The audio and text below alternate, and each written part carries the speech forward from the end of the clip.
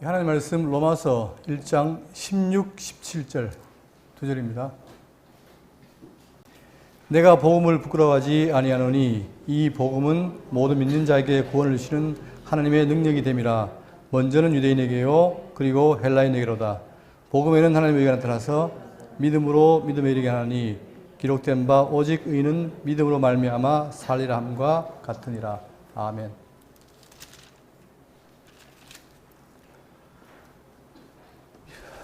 오늘부터 이제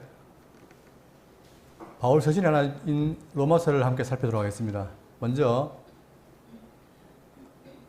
지금 이 바울이 쓴 서신이 총 13권입니다. 13권인데 우리가 지난 시간에 이제 사도행전을 배우면서 공부를 했죠. 그러니까 이 바울의 서신은 바울이 복음을 전가하면서 1차, 2차, 3차 전도여행 그리고 로마에 가서 전도하는 그 시간에 기록한 것이죠. 그랬을 때에 여기 보시면 2차 선교 여행 때에 데살로니가 전후서, 갈라디아서, 그리고 3차 전도여행 때 고린도전서, 후서, 로마서. 그러니까 지금 로마서가 바로 이때 3차 전도여행 때 기록한 겁니다. 그리고 로마에 가서 1차 구금되었을 때에 골로새, 빌레몬, 에베소, 빌립보서 이것을 옥중서신이라고 그러죠. 이렇게 기록했고 그 다음에 디모데전서와 디도서를 기록했습니다. 그리고 이제 2차 구금 때에 마지막으로 유언처럼 쓴 디모데 후서가 있습니다. 이게 바로 전체가 바울이 쓴 서신서지요. 자, 이것을 우리가 보시고, 기억하시고, 이게 대충 어느 시기에 기록됐다는 걸 우리가 알고 있으면 좋겠죠. 물론, 이 기록된 순서로 배열된 건 아닙니다. 근데 여기서 13권 가운데 이 로마서가 중간쯤 기록했는데 성경 배열에는 로마서 제일 먼저 나오죠. 왜 제일 먼저 나올까? 우리가 관심을 가지면서 함께 살펴보도록 하겠습니다. 그러니까 지금 이 로마서 기록 시기는 제3차 전도여행 때에 그가 고린도 교회에 있을 때에 3개월 동안에 로마에 쓴 편지입니다. 그게 로마서입니다. 자, 그리고 로마서의 저자는 누구냐? 바로, 그러니까 여기 나오죠? 여기 3차 전도여행 때 고린도에 있을 때에 편지 보낸 것이다. 그리고, 자, 이 저자는 바로 바울입니다. 다 알죠? 바울인데, 지금 특이한 건 뭐냐면은, 마지막 부분에 가면은, 16장, 22절에 보면은, 이 편지를 기록한 나 더디오도 주 안에서 너에게 문안하노라.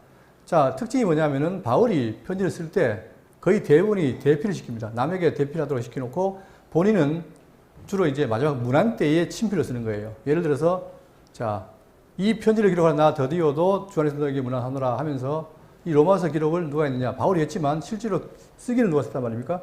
더디오라는 필사가 썼다는 얘기죠. 그리고, 자, 고린도서 16장 21절에 나 바울은 친필로 너에게 문안하노니 계속 마지막 끝에 서신서 끝부분에 가지고 친필로 문안할 때만은 자기가 직접 쓰고 나머지는 다 대필했다는 사실을 우리가 알 수 있죠. 자, 이것을 우리가 꼭 기억하실 필요가 있고. 그 다음에, 문제는 바로 뭐냐면 이제 우리가 지금 배우게 될 로마서가 신약 성경 전체에서 어떤 위치에 있는가를 알아야 되겠습니다. 그러기 위해서, 요 왼쪽의 표는 말 그대로 이 총, 그죠? 그러니까 복음서, 역사서, 서신서, 예언서, 이거죠? 이렇게 돼 있죠. 지금 우리가 바로 여기 있는 서신서 중에서 첫 번째인 로마서를 공부하는데 다시 말씀드리지만 로마서가 제일 빨리 쓰인 게 아닙니다. 아닌데 성경 배열할 때는 바로 제일 먼저 기록되어 있죠. 그 이유가 무엇인가?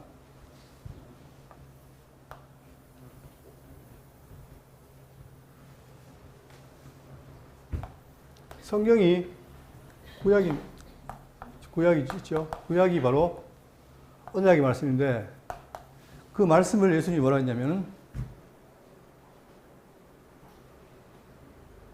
자, 이거 말고 요한복음 5장 39절에 너희가 이 성경을 자 영생 언주로 증거하는데 이 성경이 뭐다? 곧 나에 대한 얘기를 하죠. 그러니까 성경이 구약의 언약인데 이 언약의 바로 표적이 바로 뭐냐면 예수 그리스도입니다. 메시아의 언약이잖아요. 그죠? 그러면 하나님께서 아담을 지어놓고 아담에게 뭘 줍니까?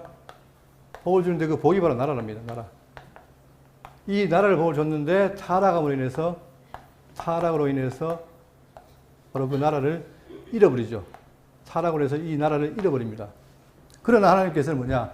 아담에게 하신 그 언약을 누구를 통해서? 둘째 아담, 즉 메시아를 통해서 이룰 것을 약속하는 거죠. 그러니까 구약은 전체에서 바로 뭐냐면 다 계속해서 메시아에 대한, 다시 말하면 여자의 아들에 대한, 후손에 대한 예언이 계속되고 있습니다. 그 예언을 따라서 지금 뭐냐? 복음서는, 자, 이 복음서, 사복음서, 복음서는 바로 그 메시아가 왔다 이거죠. 왔다. 직임, 신분, 사역, 본성. 자, 메시아가 약속으로 왔다 이거죠. 자, 그러면서 이 메시아를 뭐라 하냐면은 그 하나님 나라의 왕이다. 또는 교회의 뭐랍니까? 머리다. 이렇게 표현하죠. 그러니까 사복음서로 구약의 언약된 메시아가 왔다는 사실을 증거하고 바로 그분이 하나님 나라의 왕이요 교회의 머리다라고 말하고 있습니다. 자, 그러시더니 이제 이분이 당신을 다 하시고 십자가에 죽으시고 어떻게 합니까? 부활할 때 부활한 이후에 약속을 합니다. 그 약속이 뭐냐면은 누가복음 24장 46절에 또 이르시되 이같이 그리스도가 고난을 받고 제3일에 죽은 자 가운데서 살아날 것과 또 그의 이름으로 죄의 사함을 받는 세계가 예루살렘에서 시작하여 모든 족속에게 전파될 것이 기록되었으니, 다시 말하면 구약 안에, 구약 속에 예수님이 부활할 것, 죽을 것, 살아날 것, 그리고 제3회개가 전파될 것이 기록됐다는 거예요. 구약에. 그대로 자 바로 48절에 너희는 이 모든 일의 증인이라. 즉 제자들은 바로 뭐냐면 이 일의 증인이라. 볼지어다 내가 내 아버지께서 약속하신 것을 너에게 보내리니 너희는 위로부터 능력으로 입힐 때까지 이 성에 머물라 하시니라. 자, 그러니까 지금 예수님께서 마지막 약속을 하시고 부활한다. 그 다음에 복음이 증거된다. 약속하신 다음에 그러나 너희들이 하는 것이 아니라 약속하신 것을 보낸다. 그게 바로 뭡니까? 그게 성령인 거예요. 그러니까 약속하신 것을 보낸다. 이때 말씀하셨는데 보낸다 했는데 사도행 1장 8절에 오직 성령이 너희에게 임하시면 너희가 권능을 받고 예루살렘과 온 유다와 사마리아와 땅끝까지 이르러 내 증인이 되리라 하시니라. 자, 승천하며 하시면서 하신 약속. 이 약속이 바로 부활과 복음 증거인데 이 복음 증거를 누가 하느냐? 제자들이 증인이 된다. 그 전에 뭐가 온다는 거예요? 약속된 뭐가 온다는 거예요? 성령이 오신다는 거죠. 그러니까 성령이 와서 어떻게 되느냐? 임하시면 너희가 권능을 받고 예루살렘과 온 유다와 사마리아와 땅까지 이르러 내 증인이 되리라. 네가 하라가 아니라 되리란 약속이잖아요. 자, 그런데 그 약속된 것이 사도행전 1장 1절에 오순절 날이 이미 이름에 그들이 다 같이 한 곳에 모였더니 그들이 다 성령의 충만함을 받고 드디어 오순절 날 약속된 성령이 오신 거예요. 오니까 그들이 성령의 충만함을 받고 그때부터 뭐가 됩니까? 증인의 삶이 시작된 거죠. 그래서 지도로 설명드리겠습니다. 그래서 그들이 예루살렘을 중심으로 해서 온 유다와 사마리아 그리고 안디옥을 중심으로 이제 이방으로 복음이 땅까지 증거되죠. 먼저 1차 전도여행 때 소아시아에 복음이 증거됐고 교회가 생기고 2차 전도여행 때 뭡니까? 바로 그들이 이제는 뭡니까? 아시아를 지나서 마게도냐, 아가야 여기에 복음을 전하였죠. 그리고 3차 때도 마찬가지 한 번 더 확인하고 마지막으로 지난 시간에 했던 게 뭡니까? 바울이 어디로 갔다? 로마로 갔다는 거죠. 로마. 그러니까 로마로 가서 결국 바울은 죽지만 그러나 바울의 생각은 뭐냐? 그 로마를 기점으로 해서 복음이 전 세계에 전파될 것을 바울은 소망하고 했던 거란 말입니다. 자, 그러니까 이것이 어떻게 된 거냐? 바로 예수님께서 천국의 왕이시고 교회 머리신 그분이 약속된 자를 보내니까 그 성령이 와서 지금 그 일이 시작됐다는 거예요. 왜? 제자들을 증인 삼아서 하니까. 그래서 복음이 증거돼서 결국 뭡니까? 사복음서 다음에 사도행전은 뭐냐? 천국 백성 또는 교회 몸, 머리신 몸, 그리스도의 몸. 이것이 확장되어가는 거죠. 언제까지? 땅 끝까지인데 사도행전에서 로마에서 끝났지만 그러나 계속해서 그것은 이어지고 있죠. 지금도. ING입니다. 자, 그 다음에 이제 사복음서 다음에 사도행전 이 두 개가 연결되어 있어요. 결국 사도행전은 사복음서에 오신 주님께서 약속한 대로 진행됐기 때문에 그걸 기록한 게 바로 사도행전이다. 자, 그러고 나서 이제부터 뭐냐? 우리가 흔히 말하는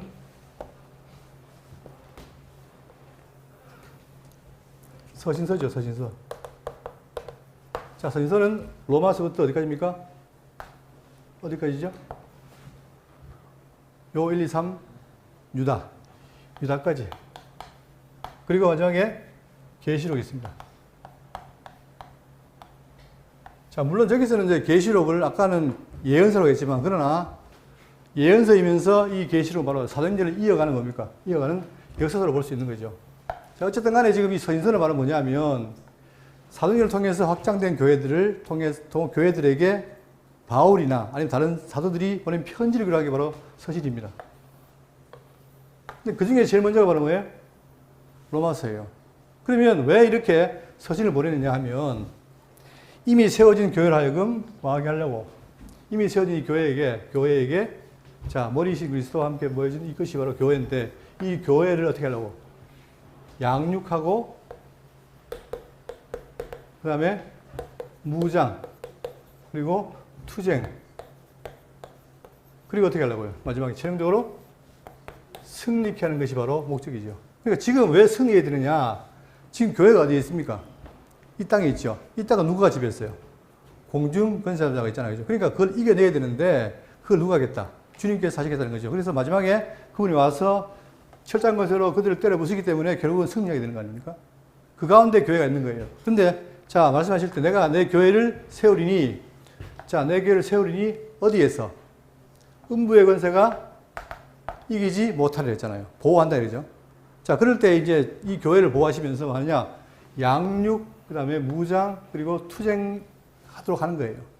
그 첫 번째가 양육인데 뭘로 양육하느냐면 첫 번째가 칭의의 복음으로 양육한다. 두 번째, 건덕의 복음으로 양육한다. 그리고 세 번째가 뭡니까? 은혜의 복음으로 양육한다. 그러니까 교회가 왔는데, 세워졌는데 그 교회가 진리를 잘 모르니까 가르쳐서 그 교회를 어떻게 됩니까? 키워가는 거예요. 자, 그 첫 번째가 바로 뭐냐면 바로 칭의의 복음이다. 다시 말하면 이 천국 백성이 되는 것은 율법을 지켜야 되는 것이 아니라 뭐라는 거예요?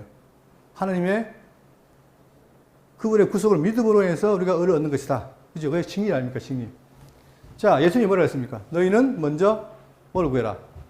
그의 나라와 의를 구해라. 바로 그겁니다. 그러니까 성경에는 뭐냐? 이렇게 아담 때 잃어버린 나라를 예언하고 있지만 또 하나, 자, 지금 현재 아담의 타락에서 다 불의한 가운데 있죠. 불의한 자들은 천국을 받을 수 있어요? 없어요? 없단 말입니다. 그러니까 불의한 가운데 있는 자들을 어떻게 했다?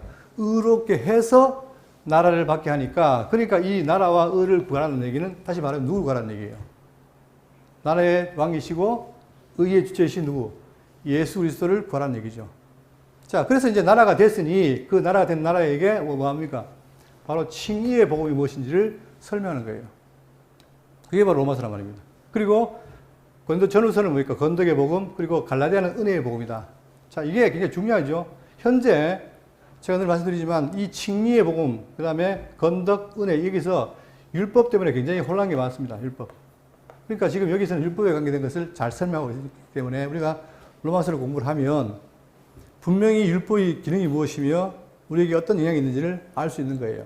그러나 자꾸 칼빈이 얘기했던 것처럼 칼빈이 율법 가운데, 자, 율법이 모세의 법, 율법이, 자, 칼빈이 뭐라고 구분했냐면 국가법, 의식법, 도덕법. 이렇게 구분해서 국가법 의식은 다 폐했지만 뭐 남았다? 도덕법은 남아있다 이거예요. 자, 제가 계속 비판했죠? 이게 아니다. 자, 율법은 이 전체가 다 율법이지 분리할 수 없는 거예요. 그죠? 그러니까 지금 신약교회에 도덕법이 남아있는 게 아니라 신약 시대에는 뭡니까? 율법이 아니라 뭐라는 거예요? 물론 율법인데 사랑의 법입니다.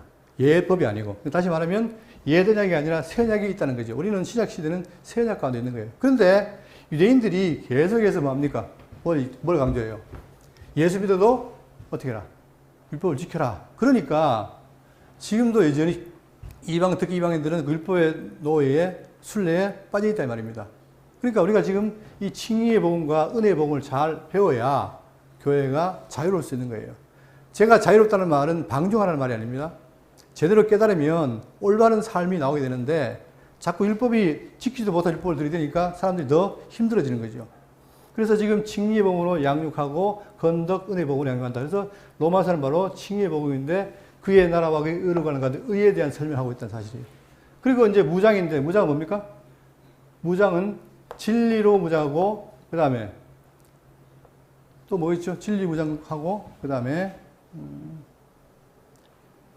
생활, 생활과 체제, 생활과 체제로 무장한다.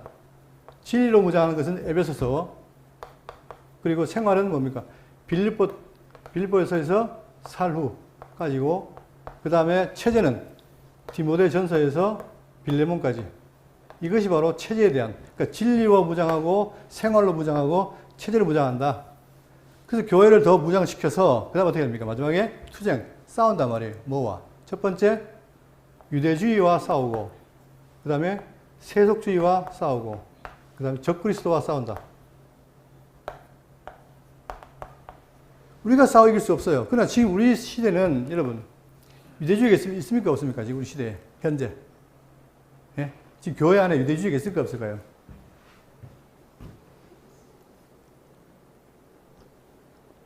가장 단적으로 우리 대구 장로교회는 그런 말 안 쓰는데 이 밖에 나가면 예배당을 뭘 합니까? 성전으로 하죠. 그 성전이라는 말을 아무런 그거 없이 써요. 성전이라고. 그리고 성전 입당식, 봉헌식 이런 말 쓴단 말입니다. 그러나 그것이 바로 뭐냐? 그게 유대주의인 거예요.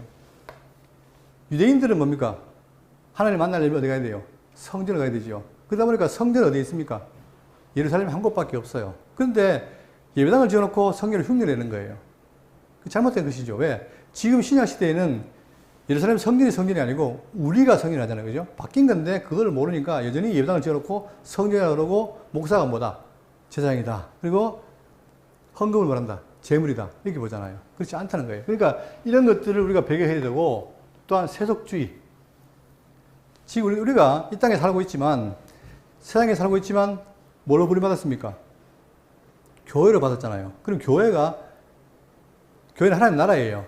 세상에 살고 있지만 하나님 나라인데 여전히 교회가 어떻게 되냐? 하나님 나라가 뭔지 모르면 여전히 세속에 매여 살 수밖에 없다. 그러니 이것도 경계해야 된다. 그리고 마지막으로 적그리스도. 여러분 지금 적그리스도가 얼마나 많습니까? 대한민국에도. 적그리스도, 예수를 어떻게 해요? 부정하는 거. 이게 적그리스도 아닙니까? 이런 것들이 지금 교회 안에 바깥에 있다는 거예요. 그렇기 때문에 이게 세운 교회를 양육하고 무장하고 투쟁케 하는 것이 하기 위해서 하나님께서 사도를 통해서 바울뿐만 아니라 베드로, 또한 요한, 또한 아볼로 이런 사람을 통해서 어떻게 합니까? 바로 서신서를 기록해서 교회를 뭐한다? 양육, 무장, 투쟁시킨다. 그리고 마지막에 어떻게 됩니까? 마지막에 계시록에 와서 그분이 와서 승리하는 것. 이게 바로 신약 성경 전체인데 결국은 나라를 중심으로 이어지면서 자, 이 서신서는 바로 뭐냐? 그 중에 로마서는, 우리가 배울 로마서는 양육인데 칭의의 보복으로 양육이라는 거예요. 이게 중요한 것이죠. 자, 그래서 이 신약에서의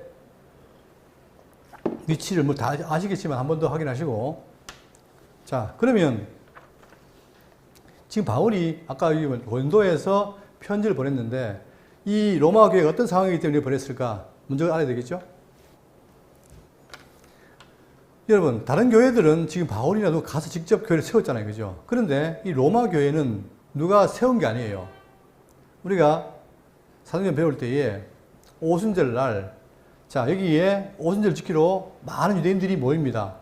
그죠? 그때에 예루살렘에 왜 모이느냐? 1년에 4차례 가서 절기를 지켜야 하기 때문에 모이는데, 그때에 아시아인 사람도 오고, 그 다음에 이 마게도냐 사람도 오고, 그 다음에 로마인 사람도 온 거예요. 왜? 그 당시에는 많은 유대인들이 전 세계에 흩어져 살기 때문에.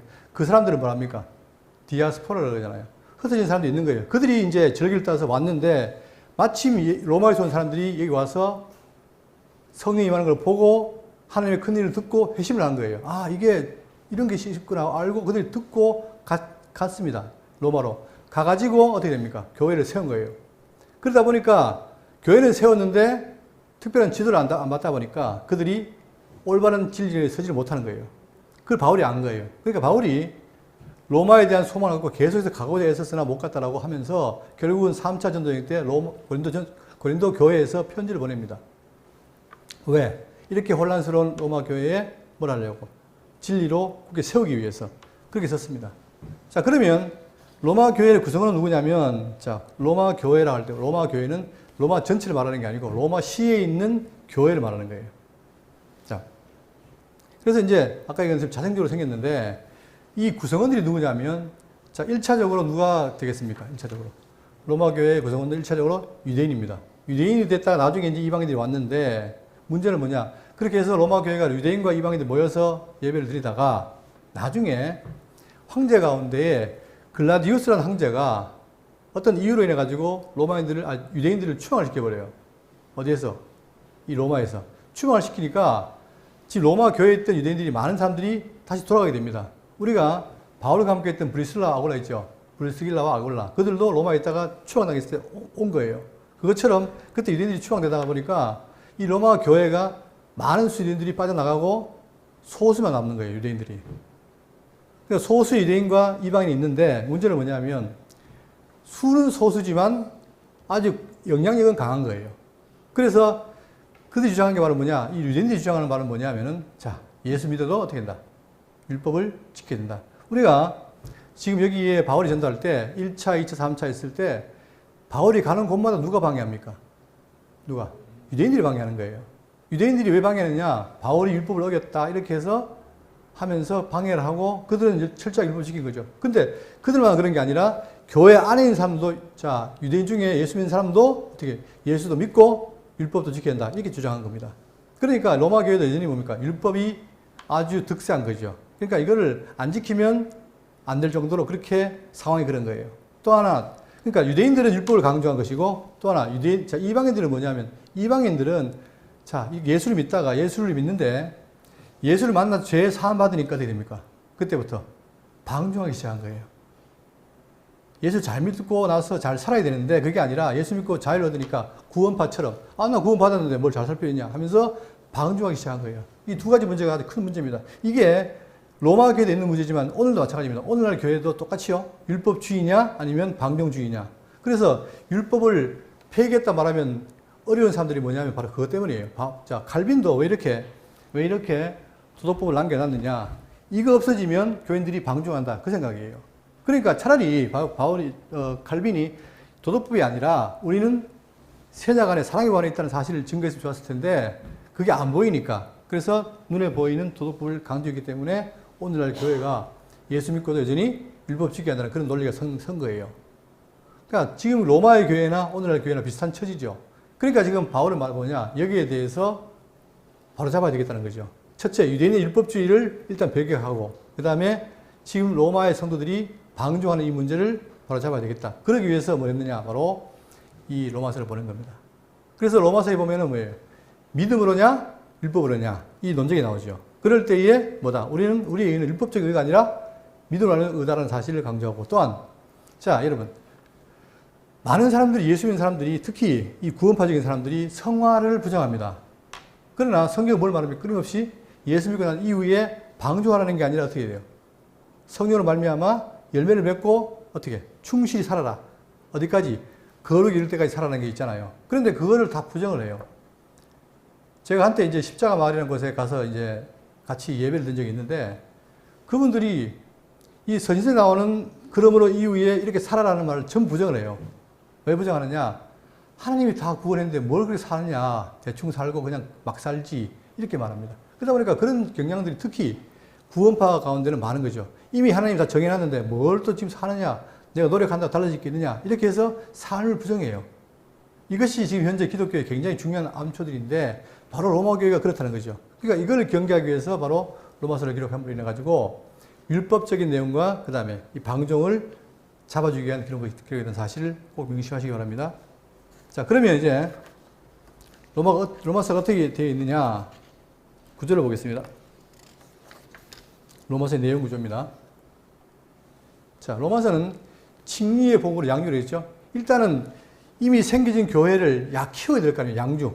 양육하기 위해서 칭의의 복음으로 양육하는데 1장 1절부터 17절까지가 바로 복음의 개요입니다. 개요.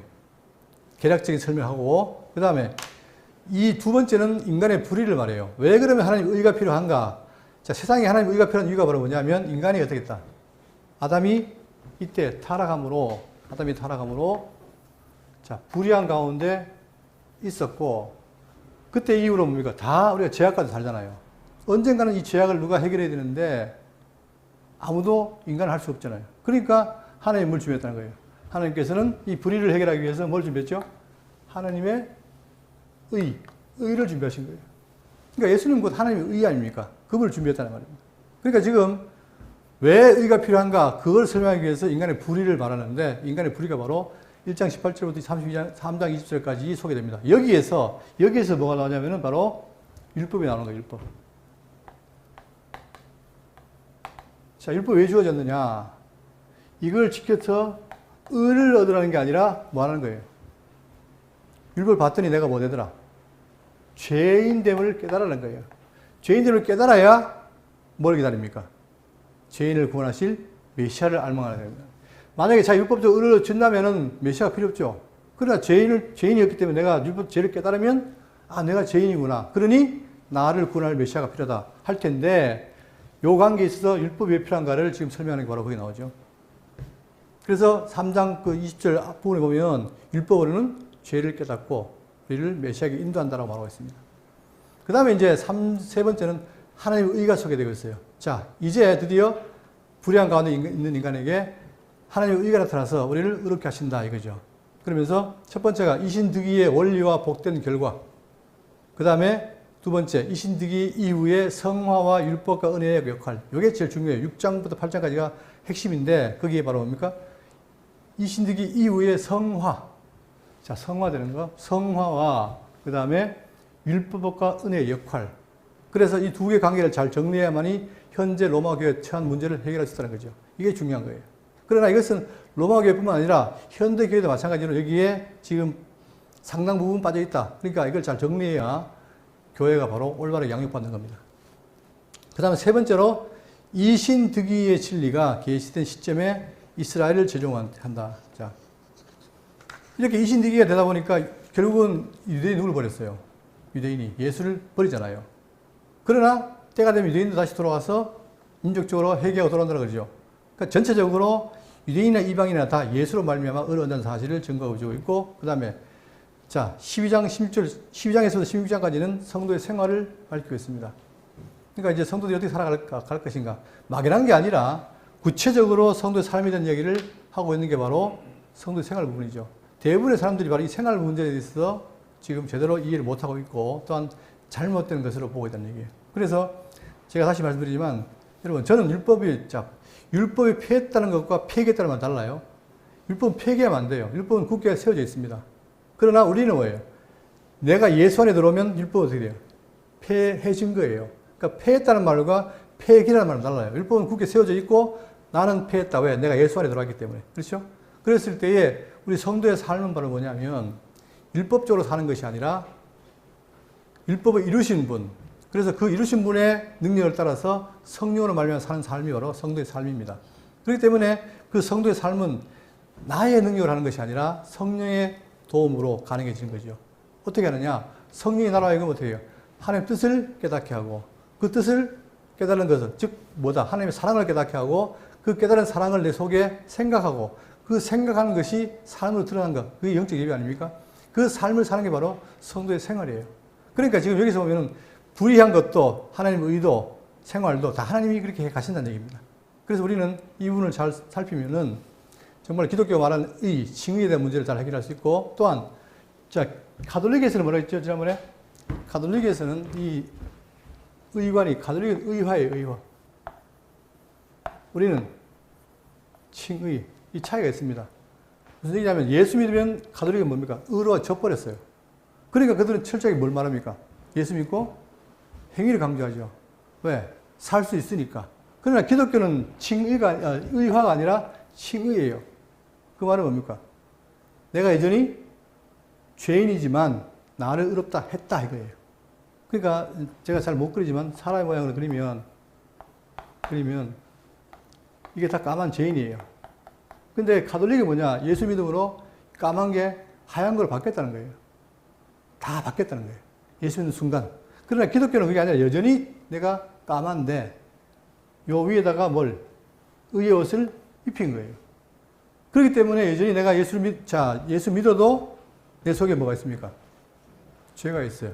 그래서 바울이 고백하기를 내가 육신으로는 뭘 섬기고 죄의 법을 섬기고 마음으로는 하나님의 법을 섬긴다 이거예요.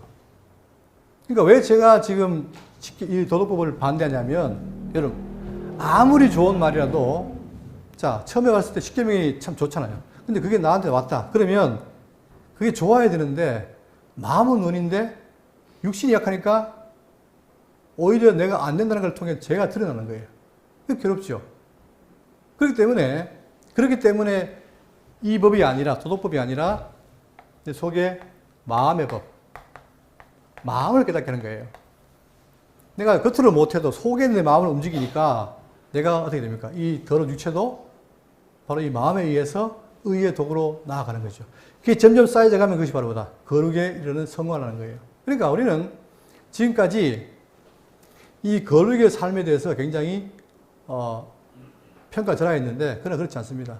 제가 임시적 교회할 때 말씀드리겠지만 성경이 뭐냐면 하나님의 계시의 책이면서 또한 뭐다? 우리의 생활을 주관하는 생활의 법칙이다. 이게 지금 기독교의 말인데 그동안 우리는 생활의 법칙이라는 것을 다 무시했어요. 그러나 그 생활의 법칙이 내가 내 능력으로 살라는 게 아니라 성령께서 어떻게 살게 하신다는 방법을 말하는 게 바로 생활의 법칙이기 때문에 성경은 계시의 책이면서 우리의 삶에 대한 문제를 말하고 있다. 그렇기 때문에 우리가 잘 공부하고 잘 익히면 충분히 뭡니까? 이 땅을 살면서도 성도로서 아름다운 삶을 살고 또 그게 반복되면 나중에 마지막에 어떻게 됩니까? 내가 거룩하니 너희도 거룩하라. 이런 정지에 이르는 거예요. 근데 뭐 우리는 다들 그러잖아요. 다 예수 믿고 나는 구원받았으니까 할 게 없다. 그리고는 갑자기 천국 가서 거룩한 삶을 산다? 그럴 수 없는 거예요. 그래서 사도들 뭐라 했냐? 너희들이 경건에 뭐라라? 연습을 해라. 하잖아요. 그러니까 우리는 이 징의 복음을 잘 배우게 되면 그 의가 무엇인지도 알게 되고 또한 우리의 성화의 삶이 무엇인지도 구체적으로 알게 되기 때문에 잘 공부해서 이 로마서를 통해서 정말 이 의의 문제를 잘 해결하는 시간 되시기를 바라겠습니다. 자, 그리고 이제 마지막으로 복음의 개요인데 간략하게 보겠습니다. 1장 13절에 형제들아 내가 여러 번 너에게 가고자 한 것을 너희가 모르기를 원하지 아니하노니 이는 너희 중에서도 다른 이방인 중에서 같이 열매를 맺게 하려 함이로되 지금까지 길이 막혔도다. 계속 성경은 예수님도 그렇고 바울도 그렇고 뭘 말합니까? 뭘 맺게? 열매. 아마 대구 장로교회 성도님들은 옛날에 그랬죠. 추수감사절 때 내가 열매다. 내가 열매라는 말을 했잖아요. 우리가 복음을 열매다. 그런데 그 열매가 또 실제로 내가 살아가면서 행위 열매가 없다면 그건 잘못된 거죠. 내가 열매라면 그 복음 진리를 통해서 내 삶 속에서도 뭐가 나와야 돼요? 열매가 나와야 되는데 지금 바울은 뭐냐? 이들에게 뭘 하려고? 열매를 맺게 하려고. 다른 이방인들도 똑같이 지금 복음 정해진 곳에서 아시아에도 있고 마게도냐에도 있고 로마에도 있는데 너희들도 똑같이 어떻게 돼요? 이방인 중에서 같이 열매 맺기를 원한다 이거예요. 그러나 지금까지 길이 막혔다. 가서 가르쳐서 하고 싶은데 길이 막혔다. 헬라인이나 야만이나 지혜 있는 자나 어리석은 자에게 다 내가 빚진 자라. 바울은 얼마나 그 은혜가 감사했는지 다 빚진 자로 표현을 해요. 그래서 그 빚을 갚으려고 자기 목숨을 아끼지 않고 복음을 전했지 않습니까? 그러므로 나는 할 수 있는 대로 로마에 있는 너에게도 복음 전하기를 원하노라. 내가 복음을 부끄러워하지 아니하노니. 자, 그러면 우리가 지금 복음주의 또 뭐 복음 얘기를 많이 하는데 그 복음이 무엇인가? 이 복음은 모든 믿는 자에게 구원을 주신 하나님의 능력이 됨이라. 먼저는 유대인에게요. 그리고 헬라인에게로다. 자, 복음에는 하나님의 의가 나타나서 믿음으로 믿음의 일을 하나니 기록된 바 오직 의인은 믿음으로 말미암아 살리람과 같으니라. 결국 복음은 바로 뭐냐면 예수 그리스도에 관한 얘기입니다. 그것이 바로 그분이 바로 뭐냐? 하나님의 의이기 때문에 결국 다시 말하면 의가 오지 않으면 자, 하나님의 의가 나타나지 않으면 우리는 도저히 뭐예요? 이 불의에서 벗어날 수가 없잖아요. 그러니까 지금 성경은 뭐냐? 하나님의 의를 약속했고 그 의가 나타나서 우리를 어떻게 한다? 믿음으로 믿음에 이른다. 그러니까 그 믿음에서 믿음이라는 말은 뭐예요? 구약적인 믿음에서 언약의 성취로도 될 수 있고 약한 믿음에서 강한 믿음도 될 수 있고 점점 믿음이 자란다는 거죠. 그렇기 때문에 자, 이 오직 의인은 믿음으로 말미암아 삶이라 함과 같은 이 말은 하박국에도 나오고 로마서에 나오고 히브리에 나옵니다. 그러니까 우리는 끊임없이 어떻게 됩니까? 의인들은 그 말씀을 통해서 의를 바라보고 믿음이 살아나야 되는 거예요. 그러니까 오직 우리의 살 길이 바로 뭐다? 믿음이라는 거죠. 그러니까 여기에 율법이 낄 데가 있다 없다? 없다는 거예요. 그러나 예전에 율법이 지금 득세라고 있고 이게 문제인데 우리는 이 로마서를 통해서 확실히 정리함으로 인해 가지고 율법과 복음 이 관계 통해서 다시 한번 정리를 하고 또한 우리의 삶, 성화 문제도 잘 정리해서 정말 우리가 그냥 공부를 위한 공부가 아니라 로마서 잘 배워서 정말 우리 모든 성도님들이 진리 안에서 열매를 맺는 그런 아름다운 모습으로 변화되는 그런 시간이 되기를 바라겠습니다.